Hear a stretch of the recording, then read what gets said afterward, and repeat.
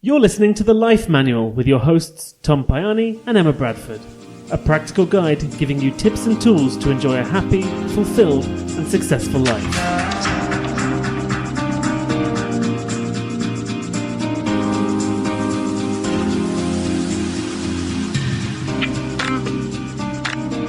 Welcome to The Life Manual with me, Tom Payani, and Emma Bradford. How are you doing today, Emma? You alright? I'm good, thank you. How are you doing? I'm good. I'm pretty excited about what we're going to talk about today. It's a big topic today. Yeah, I'm excited. And it's something that's just super, super useful because, we're going to talk about emotion and how you can boost your emotional state in whatever situation you're in.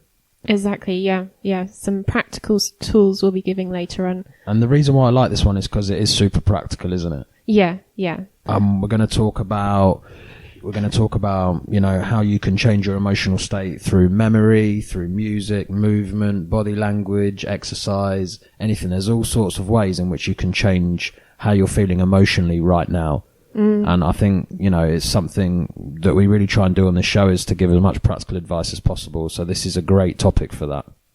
Yeah, because sometimes we can feel that emotions just happen to us, that they just appear and we have no control, whereas actually we do have control over how we feel emotionally. But that's like such a beautiful piece of knowledge to have, isn't it? Because if you genuinely realize, hang on a minute, I'm in control here. I'm not feeling down because, my body is just, this is just the way it is. No, I can decide. You can, to a massive extent, and obviously, life does get in the way sometimes and, let's be realistic, but to a massive extent, you can control how you feel. Exactly. And what happens is that when certain events occur in our life, it's the internal representation that we attach to that affects how we feel.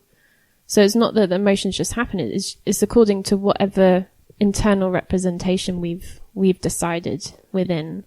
Yeah, and I mean we're not all saints, but when you think about certain, there's certain famous literature and stories and stuff of people in absolutely horrendous situations, but because their perspective is different and they've decided to control their emotions in those specific situations, they've almost turn them into positive events, or what was that famous book, was it Frankl, about the Holocaust? Yeah, I was just thinking about that book. Viktor Frankl, where man's search for meaning. Exactly. Yes. And of course I'm not saying that everybody's capable of that. I mean, we are capable of it, but like I said, within boundaries. But the point is, it's possible, isn't it? It's possible to you attach an emotion on an event, and maybe for our cases, next time you're driving and someone cuts you up, or, somebody's a bit rude to you or something like that, it's how to control your emotional state in our everyday lives, isn't it? That can be really useful for us. Yeah, and understanding the meaning behind it. So it's asking ourselves, okay, what's actually true here? Is it that I'm a victim and things are happening to me? Or is it that perhaps someone has had a bad day, or they're in a hurry, or something's going on that maybe we're not aware of? So there's always a reason behind everything. And it's just having that sense of curiosity, which we've mentioned before, about what's really going on here.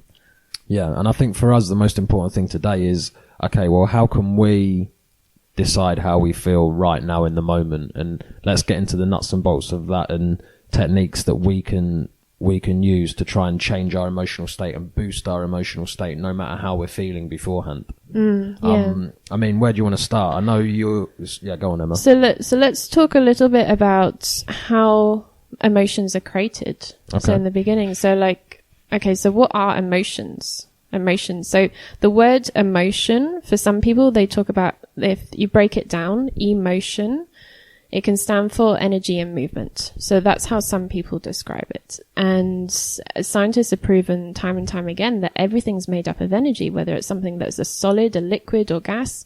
This includes ourselves and our emotions. Everything is made up of vibrating particles. So emotions as something that are just flowing through us. And it's when we try to hold on to them, or we label them, or we judge them, and we try to suppress them and avoid them. Which is all about limiting beliefs and inner critic and all these other things that we speak about. Fears. And so when we do that, what we're doing is we're interrupting the flow, and they can build up and build up and build up. So if we notice that mild irritation in the beginning and just notice it for what it is, then that can pass very quickly. Whereas if we ignore it, or if we judge it and think, oh, I shouldn't be irritated, I don't need to feel angry, or we're judging it and labeling it, then that can build up and build up and build up. And then we might get to a state where we feel absolutely bursting full of rage, and the slightest thing will set us off. And I mean, for me personally, and everybody's different, but for me personally, this is where I find meditation such a fantastic tool, because it really is, it's hard, it's difficult, but it helps you practice observing thoughts and observing emotions rather than getting, caught up in them. Just being taking a step back from the situation and observing them, almost in a way where you're just looking at clouds floating across the sky. I think that's quite a nice metaphor for what meditation should be like. It takes a lot of practice, obviously, but exactly, being more of an observer rather than getting stuck within them themselves. Yeah, because sometimes there's that misconception that meditation is that we need to have a clear mind, that we need to just think about nothing, and that's the goal, whereas meditation is not that. It's simply observing, noticing without judgment. That's it, exactly. Noticing. Yeah. And it doesn't matter if it's good, bad, happy, sad, angry, whatever, it's just noticing. Yeah, and you can have 101 thoughts during that meditation process. The mind likes to wander and make to-do lists and all sorts of things. It's just noticing it and observing it for what it is, and yeah. And what you said as well, just to reiterate, that's really important, not judging it. Noticing without judgment. I think that's a nice way to define it. Yeah, because when we label things and we judge them, we're reinforcing it and creating more of a problem than what it needs to be, really. Because emotions are simply just messengers. They're simply just telling us something about what's going on in our life. So if we're feeling a bit of irritation or feeling a bit angry, it might possibly just be teaching us about our boundaries in life. Maybe we need to reinforce our boundaries with someone or something in life. There's always something to learn there. Okay, so I mean, meditation is one way where we can control our emotional state or boost our emotional state. I know you wanted to talk about power poses. Yeah, so there's power poses, and so Amy Cuddy, she has done many, many different studies on how our body can affect our emotional state. So the mind-body connection is very strong. And she does a good TED talk about this, doesn't she? Yes. Yeah, if you go on TED.com and search Amy Cuddy, this is really relevant to what we're talking about. I highly recommend it. So before I go into the actual power poses, so talking about the mind-body connection, there's been a lot of talk about how the mind affects the body and our emotional states. So the thoughts that we focus on, the beliefs that we're thinking can affect our emotional states. So it's really important to notice what we're thinking, because what we're focusing on, that creates our emotions, that creates the feelings within. It's those internal representations. And then also vice versa. So what Amy Cuddy teaches is that it can also work the other way around. So the positions that we put our physical body in can affect our mind and our emotional state. Yeah, I mean, this is something that we're just going to keep coming back to time and time again, about how body is connected to mind, but also mind connected to body. These things are just so intrinsically connected with each other. You cannot separate them at all.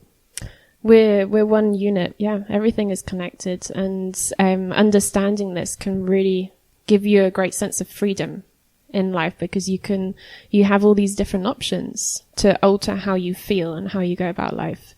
So what Amy Cuddy noticed is that in her studies, that when she had two groups, and she put one group, they were both carrying out exams and interviews, and one group did a set of power poses, and then another group did another set of poses that the complete opposite. So we can either expand our bodies or we can contract our bodies. So naturally, when people feel shy and timid, we tend to close in. We tend to hunch our shoulders over. We tend to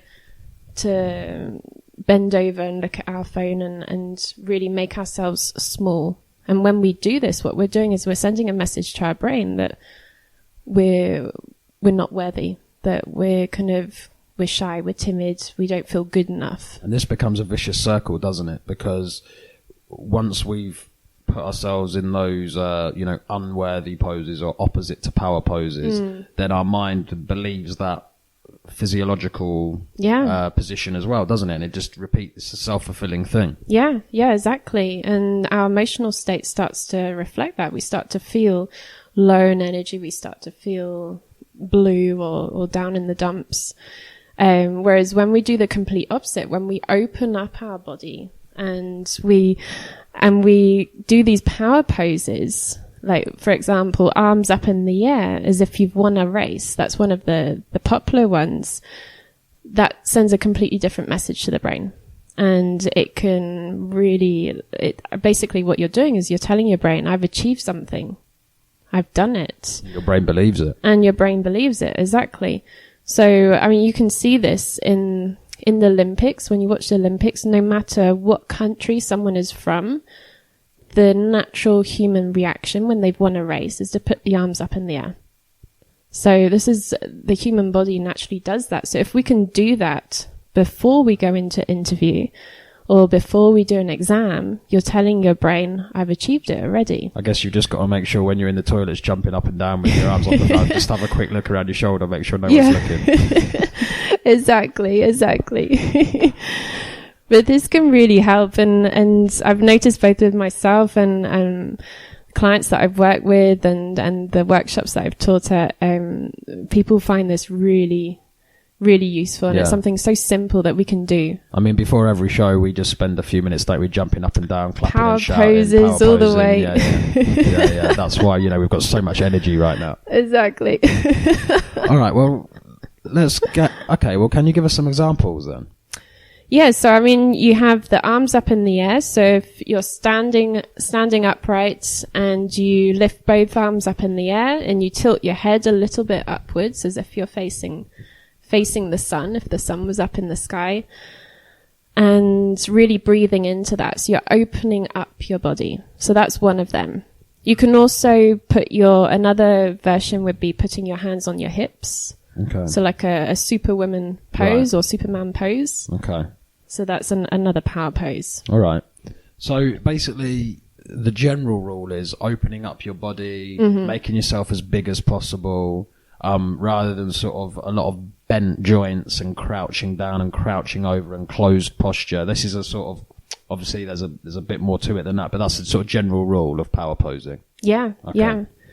Because the more you do that, the more you're telling your brain, this is how I want to feel, and then the more you'll start feeling that way. And you just recommend doing this anytime before exams, before interviews, before anything like that can really help. This can also be something that you can do on a daily basis. So if you're feeling that you're going through a challenging time at the moment, like when I'm working with clients who are feeling really down in the dumps and they're really like finding things very difficult, I invite them to try this out daily, to do at least 30 seconds a day to practice their power poses. But it's not as weird as it sounds, is it? Because there's examples of this throughout life, especially, sport, I think, is a good example you mentioned earlier. Even if you think about the equivalent of when like players try and psych themselves up, and this is an example of that, isn't it? It's a lot of movement, trying to make yourself big, trying to make yourself strong, showing you've got energy, because then you will have energy if you do it, and it's, Tony Robbins talks about this a lot, doesn't he? Yes. Like motion is emotion. Yeah. So even if you're a bit tired or you're not really in the mood, just jump up and down a bit, just move around a bit, because it will have a positive effect on you. Even if you don't even if you don't feel like it, do it, because it will help. As silly as it sounds or as embarrassing as it sounds, I promise you it will help. It does, yeah. And I invite people to test it out. So what you can do is beforehand, you can rate out of 10 how you feel. So like how much confidence or sense of happiness and joy you feel. Try the power pose And then again, out of 10, rate how you feel and notice what changes as you do that. So that's a very quick way to gauge how something transforms for you. Okay. I mean, apart from posing, there's other ways, isn't there, to boost your emotional energy? I mean, we said meditation, we said posing. It sounds really obvious, but, you know, exercise, isn't it, is a massive one. Yes. You know, because your body and your mind are so closely connected. If you're physically healthier, if you're fitter, you know, I mean, there's science behind this. This isn't psychology anymore. You know, endorphins are released after physical exercise, which makes you happier, which is the happy drug, isn't it? Yeah. You know, this is something that's pretty black and white, that's pretty accepted. You know, it's not a theory anymore. So, you know, doing exercise is going to make a big difference. What you put into your body as well, food, alcohol, drugs. Yes. You know, this is going to have a massive effect also, isn't it? Exactly. And personally, I've noticed that the more refined sugar I consume, then the more I notice those ups and downs emotionally as well. So I prefer to reduce the amount of refined sugar in my diet that reason. And people often talk about vices like alcohol and drugs, but I mean, I watched just going off topic a little bit, I watched a really interesting documentary called Fed Up recently. And it's about obesity in the US, but it's mainly focused around sugar. And, you know, there's recent research that's come out and said that sugar is actually more addictive than cocaine. Yeah, many people say that. And it is scary how, I mean, this is something that's included in so much of our food. More or less everything. Yeah. So that's why it's so important to really, like, as much as you can, eat whole foods, things that might not have that sugar hidden. Just try and put as little crap into your body as possible, isn't it? You know, that's a start. Yeah.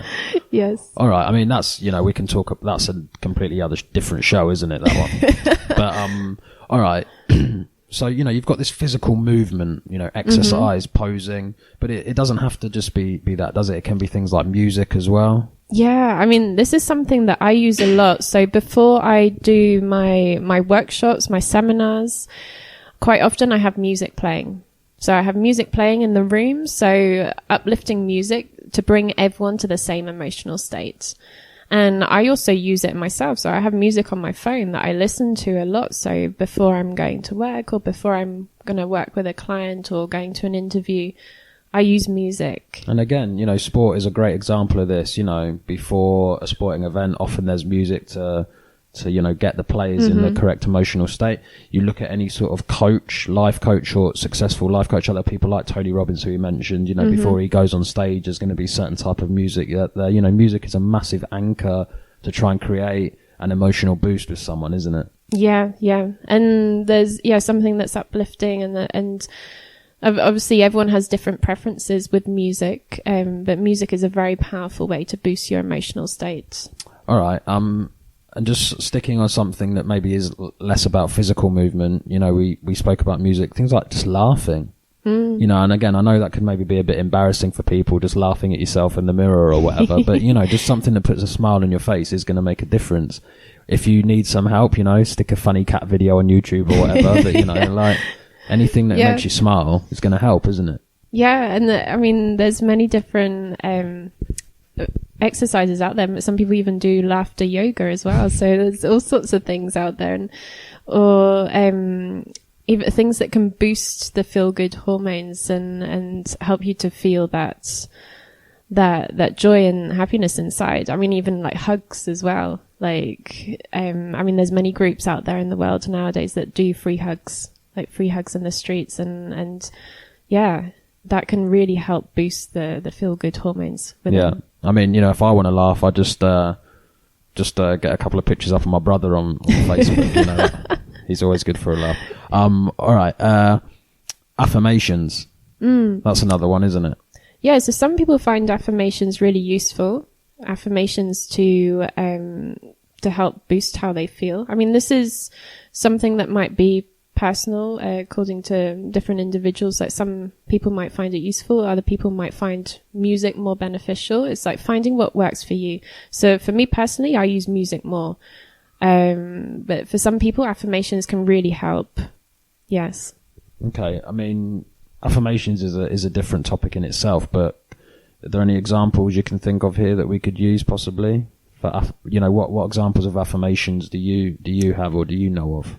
So affirmations can be like a phrase that helps generate whatever emotion you want to create within. So it could, for me personally, I would use something simple like, I love how it feels being on a sunny beach, or I love, like, trying to take me to a particular memory. So I would use that more. Other people like affirmations in the sense of, I am in control of my life and I have the power and the wisdom within, or things like that. So it really depends on the individual. Any sort of positive reinforcement, basically, yes, or anything that positive language attaches a positive anchor. You know, using those senses. All right. Yeah. And then you touched on it then, but I know we want to spend a little bit of time on this, how memories can affect our emotional state. Yeah. So this is something we use a lot in NLP. Our mind has a huge database of all the experiences that we've gone through in life, and there have been good experiences and there have been challenging experiences, and we can use those memories for our benefit. Like, we can, if there's certain experiences where we have a memory where we felt really, really good, like really happy, full of confidence, perhaps we achieved something in the past, simply by connecting to that, noticing what we see, what we hear, what we feel in that memory, can help to start generate that feeling within in the present moment, can help boost that emotional state. Yeah, I mean, and just the power of memory is really important as well. You know, there's evidence that suggests, research that suggests that, you know, emotionally charged sort of events are remembered better, you know, so those connections stay with you longer, or, you know, and the nice thing to hear is pleasant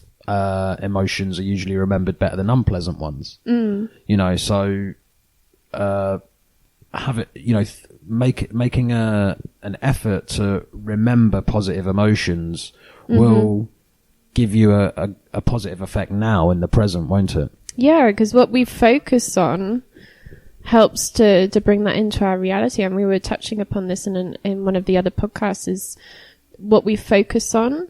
Like, the grass is greener where we water it. Like, what we're focusing on grows in our life. And if we want to create more feel-good emotions and boost our emotional state, then focus on things that boost that for you, rather than digging up how you felt when your ex-partner left you, or this and that and the other. That won't necessarily make you feel very good, so there's no point focusing on it. And that's our inner critic at work again as well, isn't it? Yes, yeah. I mean, I don't want to, you know, we're trying to avoid jargon as much as possible here, but something that I think's worth mentioning is the idea of mood congruence. You know, and this is the idea that whereby we remember events that match our current mood. So, you know, when we're depressed, we tend to remember negative events, you know, but we can also use that the other way around, can't we? So we can use that to our advantage. So we can, even if we're feeling down, think back to a positive memory, think back to something that made you feel good, and then your current your mood will become congruent with that memory. You know, we can match it to our state. And I think that's a really good practical tool to be able to use. Yeah, and I highly encourage people to test it out. Like, so over the course of the next week, to really play around with this and notice how your emotional state starts to shift according to the memories that you're focusing on. To try that out and to notice for yourself how powerful the mind is. And of course the power poses, like, notice how powerful the body is as well. So the two together, the mind and body connection. I mean, yeah, it's just one thing that's worth talking about as well before we go, which is really important as well, because don't get confused, or don't think we're trying to tell people that you have to be super happy all the time and like you're some, you know, one of those weird people who's just too happy all the time. I don't trust them, you know, like that would be quite exhausting. You know, it is tiring to be like that. And, you know, it's okay. It's important to understand that it's okay to be sad. It's okay to be angry. It's okay to be upset. These are natural human emotions just as much as happiness and joy is. And, you know, you're not doing something wrong if you're not happy all the time. And I think that is a really important asterisk that we have to add to this, because I can say this firsthand. You know, for a period of my life, I thought that if I wasn't happy all the time, then there must be something wrong with me. And this is so common. Like, you can see it like on Facebook or in social media, seeing everyone puts their kind of finished show reel up on Facebook, but then they don't show everything else. And we can they say we can compare our backstage to someone else's show reel, and understanding that there's everything to learn from any emotion. Like, there's no right or wrong. We don't need to label them. I don't see emotions as good and bad or kind of positive and negative. I see them as light emotions and heavy emotions. Some can feel a bit heavier and some can feel lighter. For example, joy. And neither one is right or wrong. It's what we do with it that counts. Yeah, and we're talking about here, if you're feeling down or a bit negative, then try and, use movement or music or exercise or think of a good memory. And yeah, those things are definitely options, but you don't have to do that. Just notice the negative emotion, and accept it and be aware of it, and maybe, meditate on that. It doesn't mean that you have to it doesn't mean you have to feel pressure or feel bad about not feeling great all the time. The whole point of this is when you say, boost your emotional state, it's just being aware of your emotions and knowing that you have a choice and you have control it.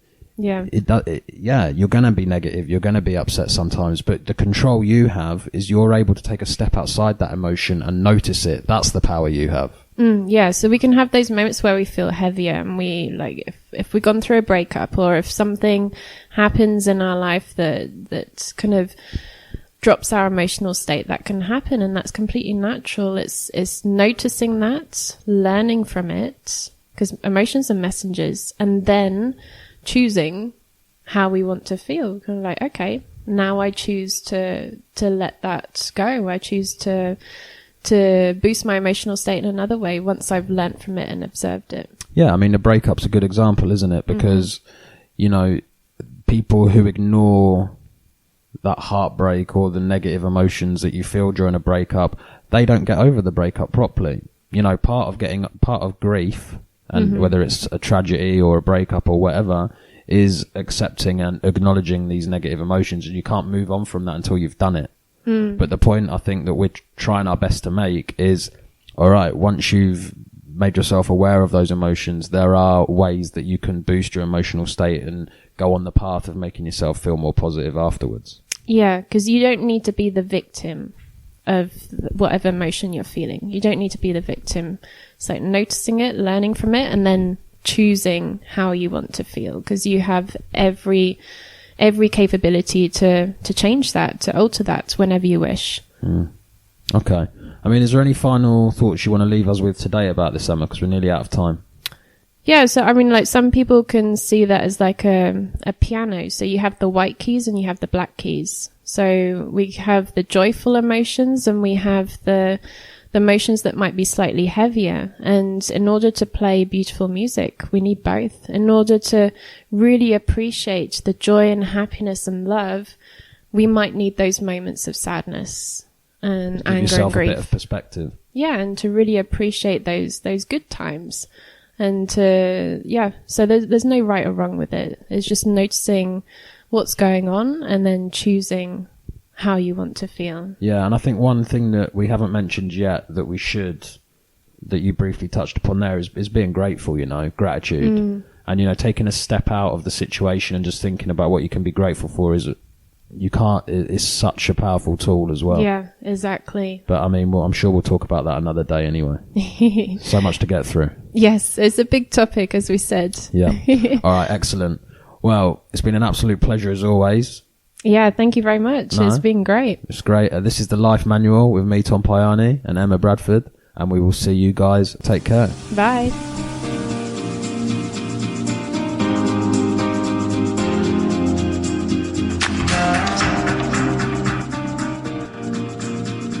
You were listening to the Life Manual podcast with your hosts, Tom Payani and Emma Bradford. If you enjoyed this podcast, please share the link with your friends and family, helping us to spread these practical tools to more people in the world.